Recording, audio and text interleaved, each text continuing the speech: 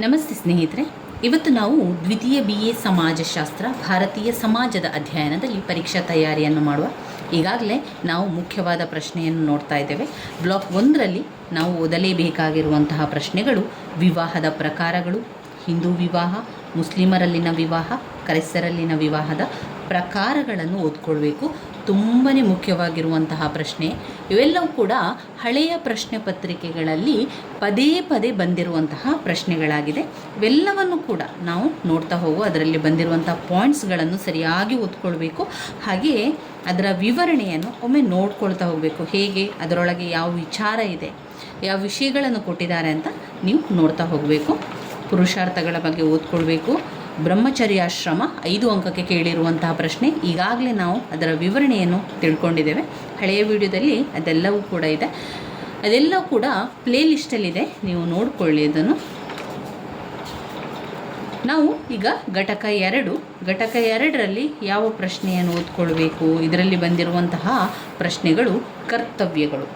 ಬ್ರಾಹ್ಮಣ ವರ್ಣದ ಕರ್ತವ್ಯಗಳು, ಕ್ಷತ್ರಿಯ ವರ್ಣದ ಕರ್ತವ್ಯಗಳು, ವೈಶ್ಯ ವರ್ಣದ ಕರ್ತವ್ಯಗಳು, ಶೂದ್ರ ವರ್ಣದ ಕರ್ತವ್ಯಗಳು. ಈ ಕರ್ತವ್ಯಗಳ ಬಗ್ಗೆ ಓದ್ಕೊಳ್ಬೇಕು. ಕರ್ತವ್ಯಗಳ ಬಗ್ಗೆ 5 ಅಂಕಕ್ಕೆ ಪ್ರಶ್ನೆಗಳು ಬಂದಿದೆ. ಮೊದಲನೇದಾಗಿ ಬಂದಿರುವಂಥದ್ದು ಬ್ರಾಹ್ಮಣ ವರ್ಣದ ಕರ್ತವ್ಯಗಳು. ಬ್ರಾಹ್ಮಣರು ಸೃಷ್ಟಿಕರ್ತನ ತಲೆ ಅಥವಾ ಬಾಯಿಯಿಂದ ಬಂದವರು ಎಂದು ಹೇಳಲಾಗಿದೆ. ತಲೆ ಜ್ಞಾನದ ಕೇಂದ್ರ ಅಥವಾ ಬಾಯಿ ನುಡಿಯ ನೆಲೆಯಾಗಿದೆ. ಆದ್ದರಿಂದ ಕಲಿಯುವುದು ಮತ್ತು ಬೋಧಿಸುವುದು ಬ್ರಾಹ್ಮಣನ ಅತ್ಯಂತ ಮುಖ್ಯವಾದ ಕರ್ತವ್ಯ. ಇದರೊಂದಿಗೆ ಯಜ್ಞಯಾಗಗಳನ್ನು ಮಾಡುವುದು, ಯಜ್ಞಗಳಲ್ಲಿ ಪೌರೋಹಿತನಾಗಿ ಕಾರ್ಯನಡೆಸುವಂಥದ್ದು, ದಾನವನ್ನು ಕೊಡುವಂಥದ್ದು, ದಾನವನ್ನು ತೆಗೆದುಕೊಳ್ಳುವಂಥದ್ದು ಕೂಡ ಅವರ ಕರ್ತವ್ಯಗಳಾಗಿದೆ. ಬೋಧಿಸುವುದು ಅಥವಾ ಕಲಿಸುವುದು, ಆತ್ಮ ಸಂಯಮ ಮತ್ತು ತಪಸ್ಸುಗಳನ್ನು ಆಚರಿಸುವುದು ಬ್ರಾಹ್ಮಣ ವರ್ಣದ ನಿರ್ದಿಷ್ಟ ಕರ್ತವ್ಯಗಳಾಗಿರುವುದು ಎಂಬುದಾಗಿ ಮಹಾಭಾರತದಲ್ಲಿ ಹೇಳಲಾಗಿದೆ. ಇಲ್ಲಿ ಹೇಳ್ತಾ ಇರುವಂಥದ್ದು ಎಲ್ಲ ವಿಚಾರಗಳು ಕೂಡ ಮಹಾಭಾರತದಲ್ಲಿ ನಮಗೆ ಸಿಕ್ಕಿರುವಂತಹ ಮಾಹಿತಿಗಳಾಗಿದೆ, ವಿಚಾರಗಳಾಗಿದೆ. ಇವಿಷ್ಟು ವಿಚಾರದಲ್ಲಿ ನೀವು ನೋಡ್ಕೊಳ್ಬೇಕಾಗಿರುವಂಥದ್ದು, ಇಲ್ಲಿ ನಾನು ಗೆರೆಯನ್ನು ಹಾಕಿರುವಂಥದ್ದು, ಅದನ್ನು ನೀವು ತುಂಬಾ ಮುಖ್ಯವಾಗಿ ಓದ್ಕೊಳ್ಬೇಕು. ಅದನ್ನೇ ಪಾಯಿಂಟ್ಸ್ ಆಗಿ ಇಟ್ಕೊಂಡು ನಾವು ವಿವರಣೆಯನ್ನು ಬರಿತಾ ಹೋದರೆ ಆಯಿತು. ಎಲ್ಲವನ್ನು ಕೂಡ ಓದಬೇಕು ಅಂತ ಇಲ್ಲ, ಕೆಲವೊಂದು ಮುಖ್ಯವಾದಂಥ ಪಾಯಿಂಟ್ಸ್ಗಳನ್ನಷ್ಟೇ ನಾವು ನೋಡ್ತಾ ಹೋದರೆ ಆಯಿತು. ಆರಂಭದಲ್ಲಿ ಬರೆಯಿರಿ, ಬ್ರಾಹ್ಮಣರು ಸೃಷ್ಟಿಕರ್ತನ ತಲೆ ಅಥವಾ ಬಾಯಿಯಿಂದ ಬಂದವರು ಎಂದು ಹೇಳಲಾಗಿದೆ. ತಲೆ ಜ್ಞಾನದ ಕೇಂದ್ರ ಅಥವಾ ಬಾಯಿ ನುಡಿಯ ನೆಲೆಯಾಗಿದೆ. ಆದ ಕಾರಣ ಬ್ರಾಹ್ಮಣ ವರ್ಣದ ಮುಖ್ಯ ಕರ್ತವ್ಯ 1 ಪಾಯಿಂಟ್ಸನ್ನು ಹಾಕ್ತಾ ಹೋಗಿ. ಮೊದಲನೇ ಪಾಯಿಂಟ್ಸಲ್ಲಿ ಕಲಿಯುವುದು ಅವರ ಮುಖ್ಯ ಕರ್ತವ್ಯಗಳಲ್ಲಿ ಒಂದಾಗಿದೆ. ಅದಾದ ನಂತರ ಬೋಧಿಸುವುದು ಅಂದರೆ ಪಾಠ ಮಾಡುವಂಥದ್ದು, ಬೋಧಿಸುವಂಥದ್ದು. ಕಲಿಯುವುದು, ಬೋಧಿಸುವುದು ಬ್ರಾಹ್ಮಣನ ಅತ್ಯಂತ ಮುಖ್ಯವಾದ ಕರ್ತವ್ಯ. ಅದರ ಜೊತೆಗೆ ಯಜ್ಞಗಳನ್ನು ಮಾಡುವಂಥದ್ದು, ಯಾಗಗಳನ್ನು ಮಾಡುವಂಥದ್ದು, ಯಜ್ಞಗಳಲ್ಲಿ ಪೌರೋಹಿತ ಕೆಲಸವನ್ನು ನಡೆಸುವಂಥದ್ದು, ಅದನ್ನೆಲ್ಲ ಪ್ರತ್ಯೇಕವಾಗಿ ಪಾಯಿಂಟ್ಸ್ಗಳನ್ನಾಗಿ ಮಾಡಿಕೊಂಡು ನೀವು ಬರಿತಾ ಹೋಗಬೇಕು. ದಾನಗಳನ್ನು ಕೊಡುವಂಥದ್ದು, ಆ ಒಂದು ಪಾಯಿಂಟ್ಸನ್ನು ಬೇರೆ ಬರೀರಿ. ಮತ್ತೊಂದು ಪಾಯಿಂಟ್ಸ್ ದಾನವನ್ನು ತೆಗೆದುಕೊಳ್ಳುವಂಥದ್ದು, ಇದು ಕರ್ತವ್ಯ ಆಗಿರುವಂಥದ್ದು. ಬೋಧಿಸುವುದು ಅಥವಾ ಕಲಿಸುವುದು, ಆತ್ಮ ಸಂಯಮ ಮತ್ತು ತಪಸ್ಸುಗಳನ್ನು ಆಚರಿಸುವುದು ಬ್ರಾಹ್ಮಣ ವರ್ಣದ ಕೇವಲ ನಿರ್ದಿಷ್ಟ ಕರ್ತವ್ಯ ಕೂಡ ಆಗಿರುವಂಥದ್ದು ಅಂತ ಅದನ್ನೆಲ್ಲ ಕೂಡ ಪಾಯಿಂಟ್ಸ್ ಮುಖಾಂತರ ಬರೆಯಿರಿ. ಅಷ್ಟೇ ಅಲ್ಲದೆ ಆತ್ಮ ಸಂಯಮ ಬೇಕು. 2 ಸತ್ಯಪ್ರಿಯತೆ, 3 ಪ್ರಾಮಾಣಿಕತೆ, 4 ತಾಳ್ಮೆ, 5 ಕಷ್ಟ ಸಹಿಷ್ಣುತೆ, 6 ಪರಸಹಿಷ್ಣುತೆ, 7 ವಿಶ್ವಪ್ರೇಮ, 8 ಕಠಿಣ ನೀತಿ ನಿಯಮಬದ್ಧತೆ, 9 ವಿವೇಕ, 10 ಸೂಕ್ಷ್ಮ ಜ್ಞಾನ, ನಂಬಿಕೆಯಿಂದ ಕೂಡಿದ ಜೀವನ. ಇದನ್ನೆಲ್ಲವನ್ನು ಕೂಡ ನೀವು ಬೇರೆ ಬೇರೆ ಪಾಯಿಂಟ್ಸ್ ಮುಖಾಂತರ ಬರೆದು ಹಾಕ್ಬೋದು. ಬೇರೆ ಬೇರೆ ಪಾಯಿಂಟ್ಸನ್ನು ಮಾಡಿಕೊಂಡು ನಂತರ ವಿವರಿಸ್ತಾ ಹೋಗಬೇಕು. ಅಷ್ಟೇ ಅಲ್ಲದೆ ಪಿತೃಗಳಿಗಾಗಿ ಮಾಡುವಂತಹ ಶ್ರಾದ್ದದಲ್ಲಿ ಕೂಡ ಅವರಿಗೆ ತುಂಬಾ ಕರ್ತವ್ಯ ಇರುವಂಥದ್ದು. ಹಿಂದಿನ ರಾತ್ರಿ ಹಾಗೂ ಶ್ರಾದ್ದದ ರಾತ್ರಿ ಉಪವಾಸವಿರಬೇಕು. ಎಲ್ಲ ಪಾಯಿಂಟ್ಸನ್ನು ಹಾಕ್ಕೊಳ್ಳಿ. ಅಷ್ಟೇ ಅಲ್ಲದೆ ಎಲ್ಲರಿಗೆ ಸಹಾಯ ಮಾಡುವುದು ಕೂಡ ಅವರ ಕರ್ತವ್ಯವಾಗಿದೆ. ಇನ್ನು ಕ್ಷತ್ರಿಯ ವರ್ಣದ ಕರ್ತವ್ಯ ಕೂಡ 5 ಅಂಕಕ್ಕೆ ಪ್ರಶ್ನೆಗಳು ಬಂದಿರುವಂಥದ್ದು. ವೇದ ಅಧ್ಯಯನ ಮಾಡುವಂಥದ್ದು. ಇಲ್ಲಿ ಪಾಯಿಂಟ್ಸ್ ಮುಖಾಂತರವೇ ನೀವು ಬರಿತಾ ಹೋಗಿ. 1 ವೇದಗಳ ಅಧ್ಯಯನ ಮಾಡುವಂಥದ್ದು, ಯಜ್ಞ ಯಾಗಾದಿಗಳನ್ನು ನಡೆಸುವುದು. ಮಾಡುವುದು ಯಾರು? ಬ್ರಾಹ್ಮಣ ವರ್ಣ. ಇಲ್ಲಿ ಮಾಡಿಸುವಂಥದ್ದು ಕ್ಷತ್ರಿಯ ವರ್ಣದವರು. ಆದ್ದರಿಂದ 1 ವೇದ ಅಧ್ಯಯನ, 2 ಯಜ್ಞ ಯಾಗಾದಿಗಳನ್ನು ನಡೆಸುವುದು, 3 ದಾನ ಕೊಡುವುದು. ಅಂದರೆ ಇಲ್ಲಿ ನಾವು ನೋಡಿದರೆ ಬ್ರಾಹ್ಮಣ ಹಾಗೂ ಕ್ಷತ್ರಿಯರಿಗೆ ಸಾಮಾನ್ಯವಾಗಿ ಒಂದೇ ರೀತಿಯ ಕರ್ತವ್ಯಗಳಿರುವಂಥದ್ದನ್ನು ಕಾಣ್ಬೋದು. ಅಷ್ಟೇ ಅಲ್ಲದೆ ಕ್ಷತ್ರಿಯರಿಗೆ ಯುದ್ಧಗಳನ್ನು ಮಾಡುವಂತಹ ಕರ್ತವ್ಯ ಇರುವಂಥದ್ದು, ಆಯುಧಗಳನ್ನು ಹಿಡಿಯುವಂಥದ್ದು, ಜನರ ರಕ್ಷಣೆಯನ್ನು ಮಾಡುವಂಥದ್ದು, ಧರ್ಮದಿಂದ ನಾಡನ್ನು ಆಳುವುದು ಕ್ಷತ್ರಿಯನ ನಿಜವಾದ ಕರ್ತವ್ಯ ಆಗಿರ್ತದೆ. ಅಂದರೆ ಆಕ್ರಮಣ ಮಾಡುವಂಥದ್ದು, ಆಂತರಿಕ ಗಲಭೆಗಳಿಂದ ರಕ್ಷಿಸುವಂಥದ್ದು, ಜನರನ್ನು ಸ್ವಾತಂತ್ರ್ಯವನ್ನು ಕಾಯಲು ಹೋರಾಡುವಂಥದ್ದು, ಸೈನಿಕರಾಗಿ ಕೆಲಸ ಮಾಡುವಂಥದ್ದು ಎಲ್ಲ ಕೂಡ ಬರ್ತದೆ.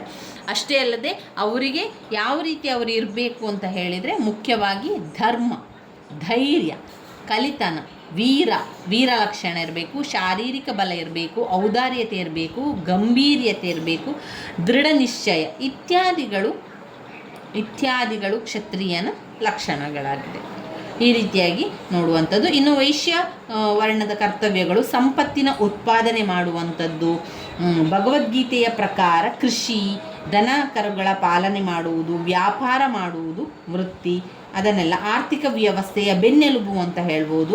ಅದನ್ನೆಲ್ಲ ಬರೀ ಜನರ ಕಲ್ಯಾಣಕ್ಕಾಗಿ ಸಂಪಾದಿಸಬೇಕೇ ಹೊರತು ಕೇವಲ ಶೇಖರಣೆಗೆ ಮತ್ತು ತನ್ನ ಸ್ವಂತ ಅನುಭೋಗಕ್ಕಾಗಿ ಅಲ್ಲ ಎಂಬ ಅರ್ಥವನ್ನು ಕೂಡ ಇದೆ. ವೇದಾಧ್ಯಯನ ಮಾಡುವಂಥದ್ದು, ದಾನ ಮಾಡುವಂಥದ್ದು, ಯಜ್ಞ ಯಾಗಗಳನ್ನು ನೆರವೇರಿಸುವಂಥದ್ದು, ಇದೆಲ್ಲ ಕೂಡ ಕರ್ತವ್ಯ ಆಗಿರುವಂಥದ್ದು. ಇನ್ನು ಶೂದ್ರ ವರ್ಣದ ಕರ್ತವ್ಯಗಳಲ್ಲಿ ನಾವು ನೋಡುವುದಾದರೆ ಸೇವೆಯೇ ಇರುವಂಥದ್ದು, ಸೇವೆ ಮಾಡುವಂಥದ್ದು, ಶಾರೀರಿಕ ದುಡಿಮೆಯನ್ನು ಮಾಡುವ ಕೆಲಸಗಾರ, ಪ್ರಾಮುಖ್ಯತೆಯಲ್ಲಿ ಅವನ ವರ್ಣವು ಇತರ ವರ್ಣಗಳಿಂದ ಕಡಿಮೆಯಾಗಿಲ್ಲವಾದ್ದರಿಂದ ಅವರಿಗೆ ಸರಿಯಾದ ಮರ್ಯಾದೆಯನ್ನೇ ಕೊಡಬೇಕು.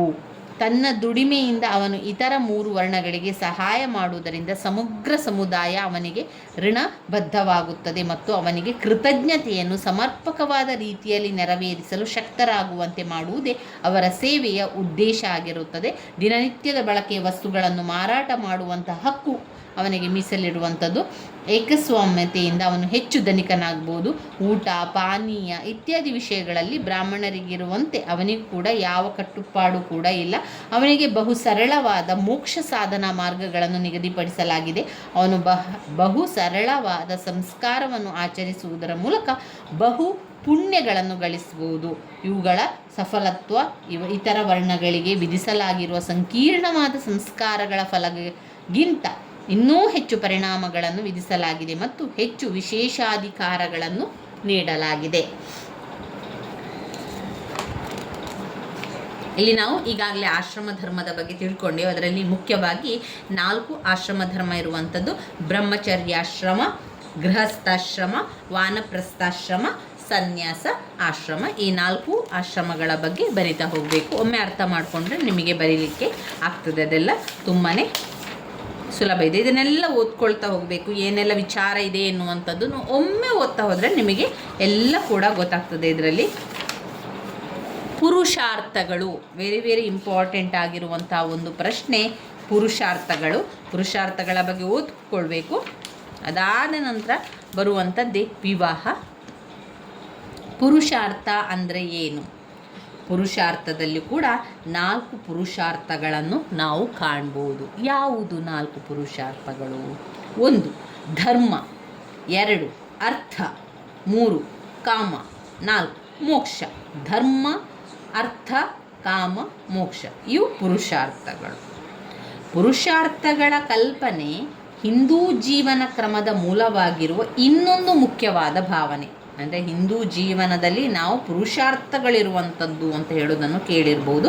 ಪುರುಷಾರ್ಥಗಳ ಕಲ್ಪನೆ ಹಿಂದೂ ಜೀವನ ಕ್ರಮದ ಮೂಲವಾಗಿರುವ ಇನ್ನೊಂದು ಮುಖ್ಯವಾದ ಭಾವನೆಯಾಗಿದೆ. ಪುರುಷಾರ್ಥ ಎಂಬ ಪದಕ್ಕೆ ಜೀವನದ ಗುರಿ ಎಂಬ ಅರ್ಥವನ್ನು ಹೊಂದಿದೆ. ಜೀವನದ ಗುರಿ ಎನ್ನುವಂಥ ಅರ್ಥ ಕೂಡ ಇದೆ. ಪುರುಷಾರ್ಥಗಳಲ್ಲಿರುವಂಥದ್ದು 4 ಪುರುಷಾರ್ಥಗಳು.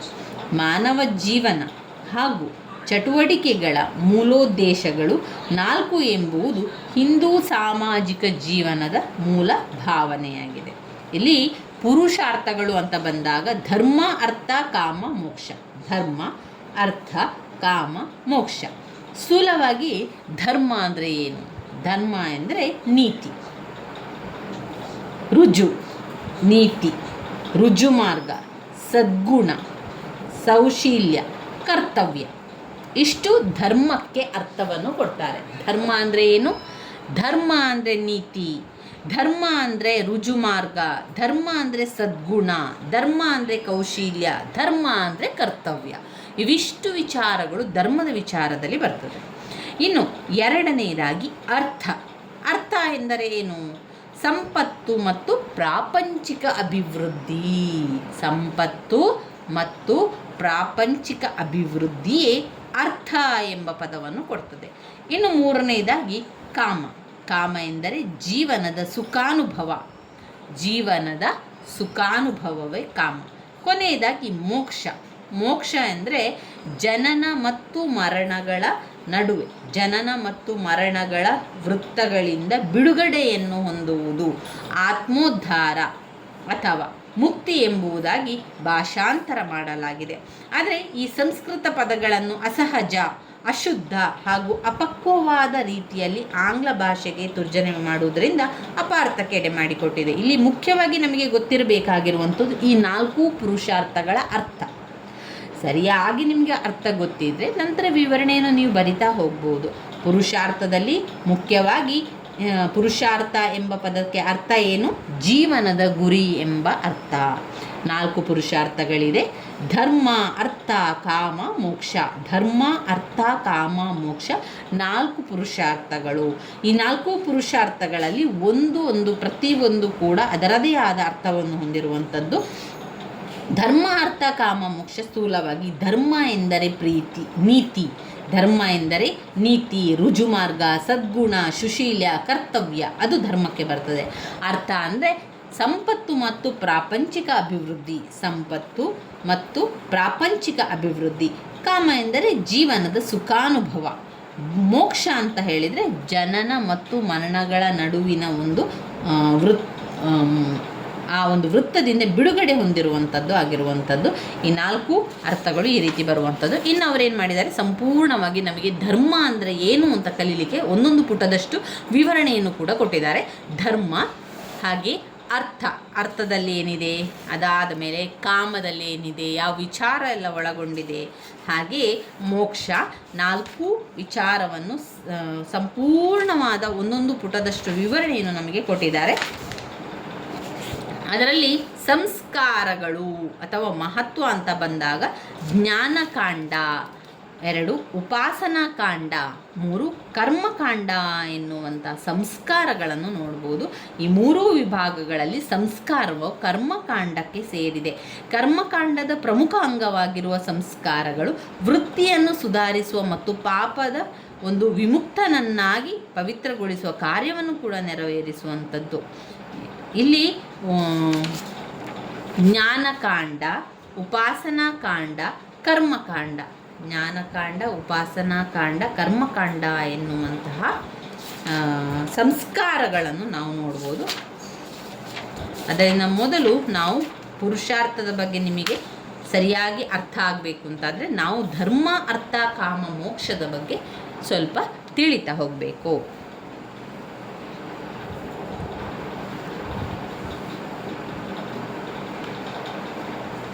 ನಾನು ಸ್ವಲ್ಪ ಇಲ್ಲಿ ಇರುವಂಥದ್ದನ್ನು ನಿಮಗೆ ನಾನು ತಿಳಿಸ್ತಾ ಹೋಗ್ತೇನೆ.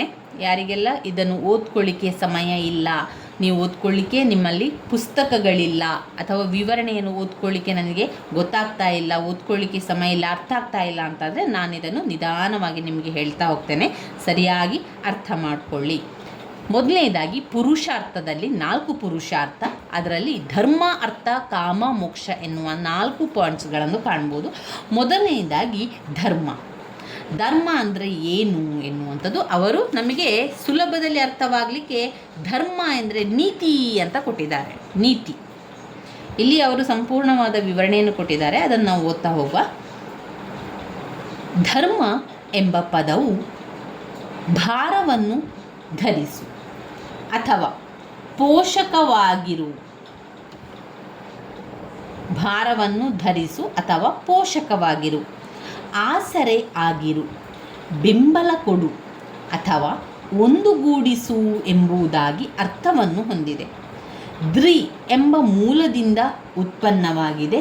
ಧರ್ಮ ಎಂಬ ಶಬ್ದಕ್ಕೆ ಒಂದು ವಸ್ತುವನ್ನು ಒಟ್ಟುಗೂಡಿಸುವುದು, ಅದು ಸಹಜವಾಗಿ ಹೇಗಿರಬೇಕು ಹಾಗೆಯೇ ಅದನ್ನು ಇಟ್ಟು ಪೋಷಿಸುವುದು, ಅದು ಚೂರು ಚೂರಾಗಿ ಒಡೆದು ಬೇರೆ ಯಾವುದೋ ವಸ್ತುವಾಗುವುದನ್ನು ತಡೆಗಟ್ಟುವುದು ಮತ್ತು ಅದರ ವೈಶಿಷ್ಟ್ಯ, ಸೂಚಕ ಲಕ್ಷಣ ಹಾಗೂ ಕ್ರಿಯೆಗಳನ್ನು ಕಾಪಾಡುವುದು ಎಂಬುದಾಗಿ ಆ ಒಂದು ಅರ್ಥವನ್ನು ಮಾಡುವುದು.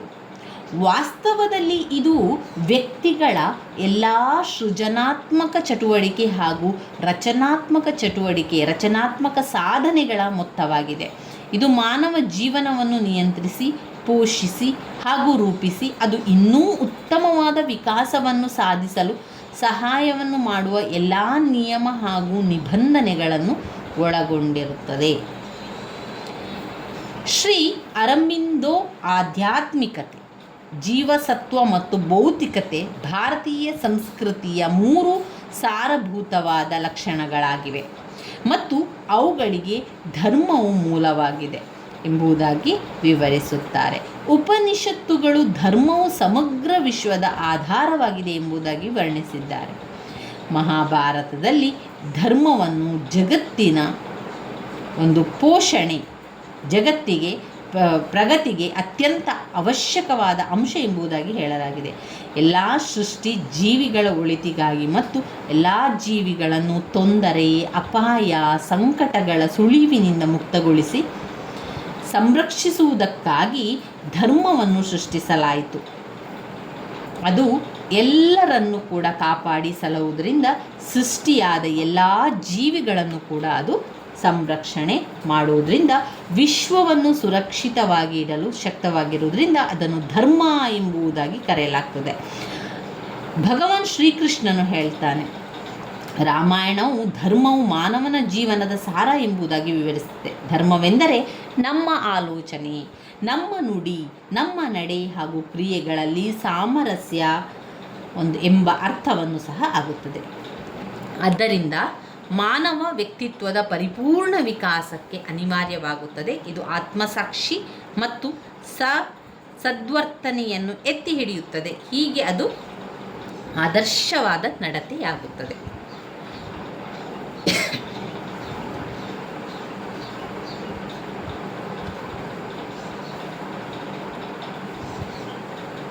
ಇನ್ನಷ್ಟು ವಿಚಾರಗಳನ್ನು ಅವರು ಕೊಟ್ಟಿದ್ದಾರೆ.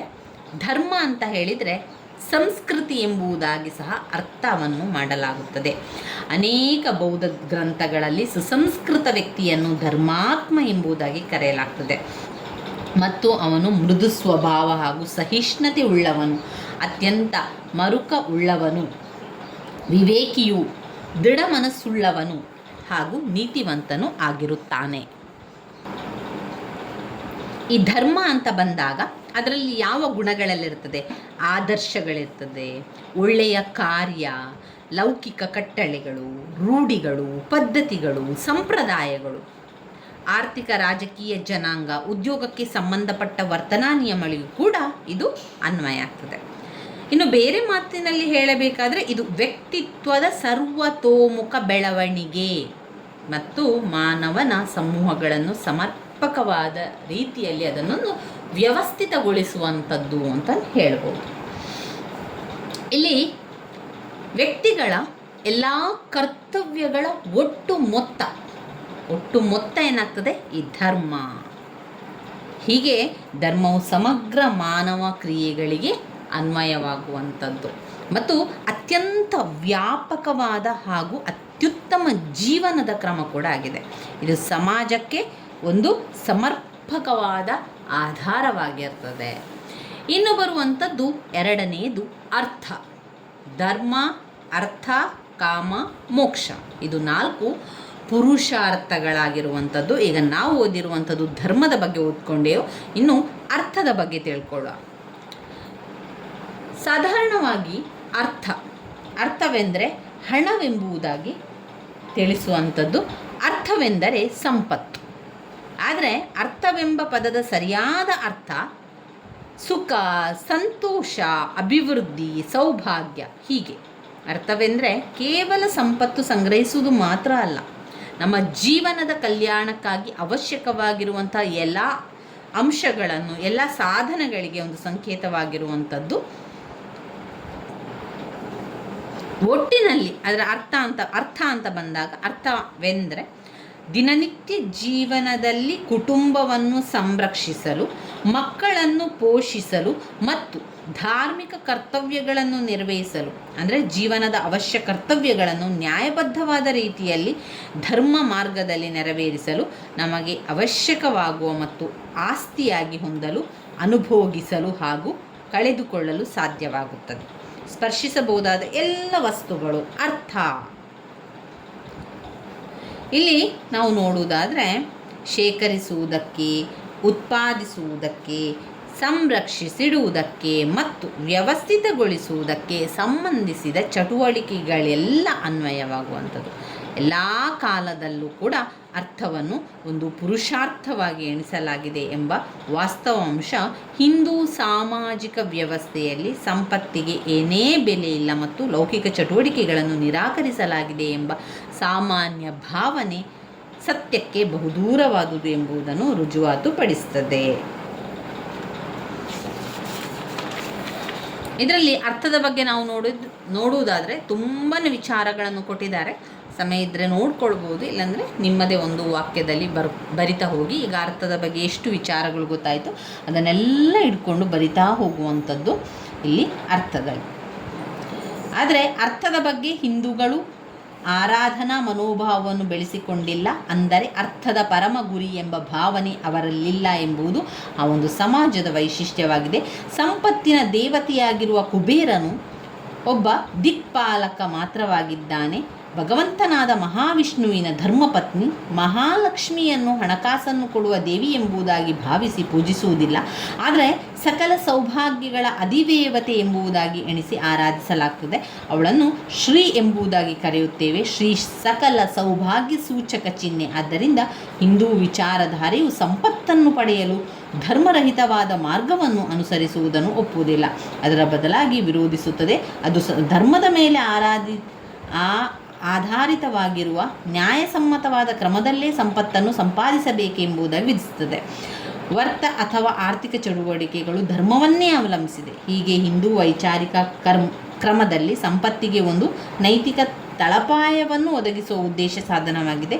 ವ್ಯಕ್ತಿಗಳ ನೈತಿಕ ಕಲ್ಯಾಣಕ್ಕೆ ಧಕ್ಕೆಯನ್ನು ಉಂಟು ಮಾಡುವ ಮತ್ತು ನೈತಿಕ ಮೌಲ್ಯಗಳನ್ನು ಕಡೆಗಣಿಸುವ ಆರ್ಥಿಕ ವ್ಯವಸ್ಥೆ ಅಸತ್ಯವಾದುದು, ಅನೈತಿಕವಾದುದು ಮತ್ತು ಆದ್ದರಿಂದ ಪಾಪಕರವಾದುದು ಮತ್ತು ನಿಜವಾದ ಅರ್ಥಶಾಸ್ತ್ರವು ಮುಖ್ಯವಾಗಿರುವ ನೈತಿಕ ಪ್ರಮಾಣಗಳಿಗೆ ವಿರುದ್ಧವಾಗಿರುವುದಿಲ್ಲ ಎಂಬ ಗಾಂಧೀಜಿಯವರ ಹೇಳಿಕೆಯಲ್ಲಿ ಅತ್ಯುತ್ತಮ ಭಾವನೆಯ ಪ್ರತಿಧ್ವನಿ ನಮಗೆ ಕಾಣ್ತದೆ. ಇನ್ನು ಮೂರನೆಯದು ಕಾಮ. ಮೂರನೆಯ ಪುರುಷಾರ್ಥ ಕಾಮ ಆಗಿದೆ. ಸಾಧಾರಣವಾಗಿ ಕಾಮವೆಂದರೆ ಇಂದ್ರಿಯಗಳಿಗೆ ಸಂಬಂಧಿಸಿದ ಜೀವನ ಎಂಬುದಾಗಿ ಅರ್ಥ ಕೊಡ್ತದೆ. ಇಂದ್ರಿಯ ಭೋಗ ಅಥವಾ ಐಹಿಕ ಸುಖಾನುಭವ ಎಂಬ ಅರ್ಥವುಳ್ಳ ಪ್ಲೆಷರ್ ಎಂಬ ಆಂಗ್ಲ ಪದದಂತೆ ಇದೂ ಸಹ ಕೀಳು ಬಗೆಯ ಸಂತೋಷ. ಮುಖ್ಯವಾಗಿ ಇಲ್ಲಿ ನಾವು ನೋಡುವುದಾದರೆ ಲೈಂಗಿಕ ಸಂಬಂಧಗಳಿಂದ ಬರುವ ಸಂತೋಷ ಎಂಬ ಅರ್ಥವನ್ನು ಕೂಡ ಕೊಡ್ತದೆ. ಇದು ಮಾನವ ಶರೀರದ ಎಲ್ಲ ಇಂದ್ರಿಯದ ಬಯಕೆ, ವಿಷಯಾಸಕ್ತಿ ಮತ್ತು ಶಾರೀರಿಕ ಭೋಗಗಳು, ಅಪೇಕ್ಷೆಗಳನ್ನು ಸೂಚಿಸುತ್ತದೆ.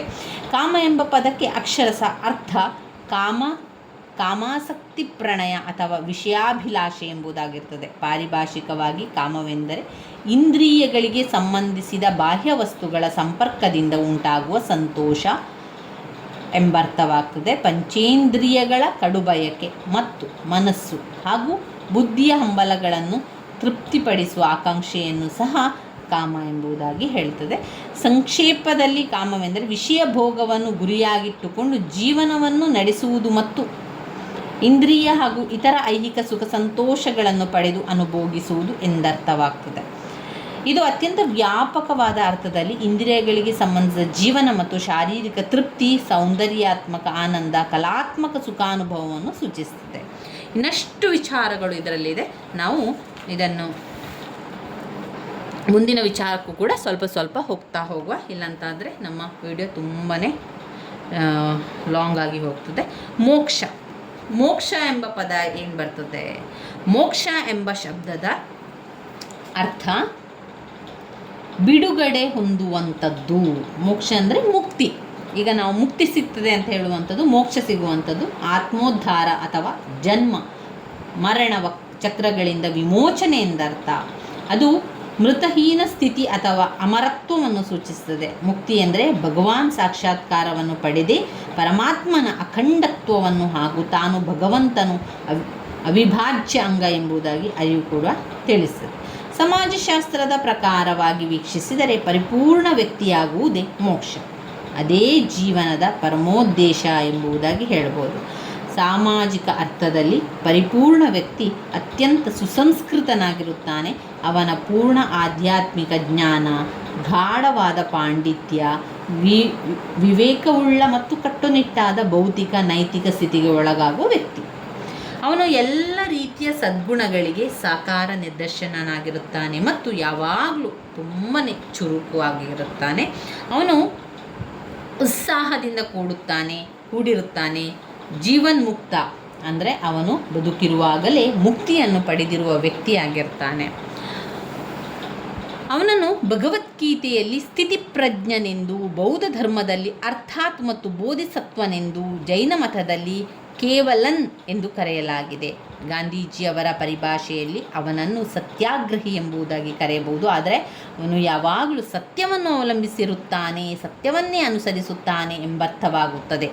ಅವನು ಸುಖ ಬಂದಾಗ ಹಿಗ್ಗದೆ, ದುಃಖ ಬಂದಾಗ ಕುಗ್ಗದೆ, ಕಷ್ಟ ಸಂತೋಷ ಪರಿಸ್ಥಿತಿಗಳಲ್ಲಿ ಯಾವ ಒಂದು ವಿಕಾರಕ್ಕೊಳಗಾಗದೆ ಬೆಟ್ಟದಂತೆ ಅಚಲನಾಗಿರುತ್ತಾನೆ ಮತ್ತು ಬಂಡೆಯಂತೆ ದೃಢನಾಗಿರುತ್ತಾನೆ. ಅವನು ಜಗತ್ತಿನಲ್ಲಿ ಬಾಳುತ್ತಿದ್ದರೂ ಅದಕ್ಕೆ ಅಂಟಿಕೊಳ್ಳದೆ ನಿರ್ಲಿಪ್ತನಾಗಿರುತ್ತಾನೆ. ಅವನು ತಾವರೆ ಎಲೆ ಮೇಲಿರುವ ನೀರು ಆ ಎಲೆಗೆ ಅಂಟಿಕೊಂಡಿರುವುದಿಲ್ಲ, ಅದರ ಮೇಲೆ ಮುತ್ತಿನಂತೆ ಹೊಳೆಯುತ್ತಿರುತ್ತದೆ ಮತ್ತು ಆ ಎಲೆಯು ಒಂದು ನೂತನ ಸೌಂದರ್ಯದಿಂದ ಕಂಗೊಳಿಸುವಂತೆ ಮಾಡುತ್ತದೆ. ಅದೇ ರೀತಿ ಅವನು ಈ ಜಗತ್ತಿನ ಬಗ್ಗೆ ವ್ಯಾಮೋಹವನ್ನು ಬೆಳೆಸಿಕೊಳ್ಳದೆ ಅಜ್ಞಾನ ಜ್ಯೋತಿಯಿಂದ ಪ್ರಕಾಶಿಸುತ್ತಿದ್ದಾನೆ. ಜಗತ್ತಿಗೆ ಅಂಟಿಕೊಳ್ಳದೆ ನಿರ್ಲಿಪ್ತತೆಯಿಂದ ಇದ್ದರೂ ಅವನು ಇಲ್ಲಿ ಏಕಾಂಗಿಯಾಗಿರುವುದು ಯಾವುದಕ್ಕೂ ಸಂಬಂಧಪಡದಂತಿರುವ ಪ್ರೇಕ್ಷಕನಂತೆ ಬಾಳುವುದಿಲ್ಲ. ಆದರೆ ಅವನು ಮಾನವ ಜೀವನದಲ್ಲಿ ಯಾತನಮಯವಾದ ಪರೀಕ್ಷೆ, ಕಷ್ಟ, ಕೋಟಲೆ, ಭಾರವನ್ನು ಸಂತೋಷದಿಂದ ಹೊತ್ತುಕೊಂಡು ಜೀವಿಗಳ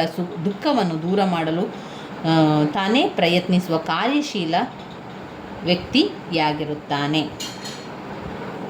ಹೀಗೆ ಆಧ್ಯಾತ್ಮಿಕ ದೃಷ್ಟಿಕೋನದ ಪ್ರಕಾರ ಮೋಕ್ಷ ಅಂತ ಹೇಳಿದರೆ ಭಗವಂತನಲ್ಲಿ ಐಕ್ಯವಾಗುವುದು ಎಂಬ ಅರ್ಥವನ್ನು ಕೊಡ್ತದೆ. ಭಗವಂತನಲ್ಲಿ ಐಕ್ಯವಾಗುವಂಥದ್ದು ಅಂದಾಗ ಮೋಕ್ಷ ಸಾಧನೆ. ಸಾಮಾಜಿಕ ಅರ್ಥ ಬಹುಮುಖ್ಯವಾಗಿರುವಂಥದ್ದು. ಈ ಒಂದು ಮೋಕ್ಷ ಎನ್ನುವಂಥ ಅರ್ಥದಲ್ಲಿ ಪರಿಪೂರ್ಣನಾದ ಮಾನವ ಎಂದರ್ಥ ಕೂಡ ಆಗ್ತದೆ.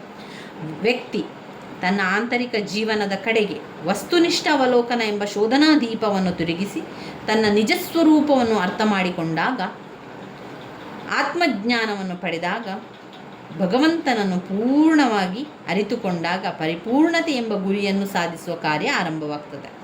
ಅವನು ಇತರರಿಗೆ ಸಂಧ್ಯಾ ಜ್ಯೋತಿಯಂತೆ ಮಾರ್ಗದರ್ಶಕನಾದಾಗ, ಉಪಕಾರ ಬುದ್ಧಿಯುಳ್ಳ ಧರ್ಮಶೀಲ ಶಕ್ತಿಯಾಗಿ ಕೆಲಸ ಮಾಡುವಾಗ, ಕಲ್ಯಾಣಕ್ಕಾಗಿ ನಿಸ್ವಾರ್ಥವಾಗಿ ದುಡಿದಾಗ ಮಾತ್ರ ಈ ಗುರಿ ಸಾಧನೆಯ ಸಾರ್ಥಕತೆ ಕಾಣ್ಬೋದು. ಅವನು ಮಾನವ ಜನಾಂಗದ ಅಸತ್ಯ, ಅಜ್ಞಾನದ ಅಂಧಕಾರದಿಂದ ಸತ್ಯ ಮತ್ತು ಜ್ಞಾನದ ಬೆಳಕಿನತ್ತ ಅಪೂರ್ಣತೆಯಿಂದ ಪರಿಪೂರ್ಣತೆಯ ಕಡೆಗೆ ಕರೆದುಕೊಂಡು ಹೋಗಬೇಕು. ಸೃಷ್ಟಿಯಲ್ಲಿ ಅತ್ಯಂತ ಕನಿಷ್ಠವಾಗಿರುವ ಜೀವಿಯನ್ನು ತನ್ನಂತೆ ಎಣಿಸಿ ಪ್ರೀತಿಸದಿದ್ದರೆ ಮತ್ತು ನಿಜವಾದ ಹಿತಕ್ಕಾಗಿ ನಿಸ್ವಾರ್ಥ ಸೇವೆಯನ್ನು ಮಾಡದಿದ್ದರೆ ಭಗವಂತನನ್ನು ಅರ್ಥ ಮಾಡಿಕೊಳ್ಳುವುದು ಮತ್ತು ಪರಮಾತ್ಮ ಸಾಕ್ಷಾತ್ಕಾರ ಸಾಧ್ಯವಿಲ್ಲ ಎಂಬುದಾಗಿ ಹೇಳಿ ಗಾಂಧೀಜಿಯವರು ಈ ಒಂದು ಪದದ ಸಾಮಾಜಿಕ ಮಹತ್ವವನ್ನು ಸ್ಪಷ್ಟವಾಗಿ ವಿವರಿಸಿದ್ದಾರೆ. ಇವಿಷ್ಟು ಕಾಮ, ಧರ್ಮ, ಅರ್ಥ, ಧರ್ಮ, ಅರ್ಥ, ಕಾಮ, ಆಮೇಲೆ ಮೋಕ್ಷ ಎನ್ನುವ ವಿಚಾರ ಬರ್ತದೆ. ಏನು ಸಂಸ್ಕಾರಗಳು, ಅವುಗಳ ಮಹತ್ವ, ಜ್ಞಾನಕಾಂಡ, ಉಪಾಸನಾಕಾಂಡ, ಕರ್ಮಕಾಂಡ, ಈ 3 ವಿಧದ ಸಂಸ್ಕಾರವು ಕರ್ಮಕಾಂಡಕ್ಕೆ ಸೇರಿರುವಂಥದ್ದು. ಇವಿಷ್ಟು ಈ ವಿಚಾರಗಳು ಇದರಲ್ಲಿ ಬರ್ತದೆ. ಇನ್ನು ನಾವು ನೋಡೋದಾದರೆ ಇನ್ನು ಬರುವಂತಹ ವೆರಿ ಇಂಪಾರ್ಟೆಂಟ್ ಆಗಿರುವಂತಹ ಘಟಕ 3 ವಿವಾಹ. ಘಟಕ 3 ವಿವಾಹದಲ್ಲಿ ನಾವು ವಿವಾಹದ ವ್ಯಾಖ್ಯೆಗಳನ್ನು ಓದ್ಕೊಳ್ಬೇಕು, ವಿವಾಹದ ಲಕ್ಷಣಗಳನ್ನು ಓದ್ಕೊಳ್ಬೇಕು, ವಿವಾಹದ ಕಾರ್ಯಗಳು, ವಿವಾಹದ ಉದ್ದೇಶಗಳು, ವಿವಾಹದ ಬಗೆಗಳು, ಇವೆಲ್ಲ ಕೂಡ ವೆರಿ ಇಂಪಾರ್ಟೆಂಟ್ ಆಗಿರುವಂತಹ ಪ್ರಶ್ನೆಗಳಾಗಿದೆ. ಇದೆಲ್ಲವನ್ನು ಕೂಡ ನೀವು ಓದ್ಕೊಳ್ಬೇಕು. ಹಾಗೆ ಮುಂದಿನ ವಿಡಿಯೋದಲ್ಲಿ ನಾವು ಸಂಪೂರ್ಣವಾಗಿ ವಿವಾಹದ ಕಾರ್ಯಗಳು, ವಿವಾಹದ ಉದ್ದೇಶ, ವಿವಾಹದ ಬಗೆಗಳು ಇದೆಲ್ಲವನ್ನು ಕೂಡ ನಾವು ತಿಳಿತಾ ನೋಡ್ತಾ ಹೋಗುವ ಸ್ನೇಹಿತರೆ. ನನ್ನ ವಿಡಿಯೋಸ್ ಎಲ್ಲ ನಿಮಗೆ ಇಷ್ಟ ಆಗಿದ್ದರೆ ಲೈಕ್ ಕೊಡಿ, ಶೇರ್ ಮಾಡಿ, ಸಬ್ಸ್ಕ್ರೈಬ್ ಮಾಡಲಿಕ್ಕೆ ಮರಿಬೇಡಿ. ಧನ್ಯವಾದಗಳು.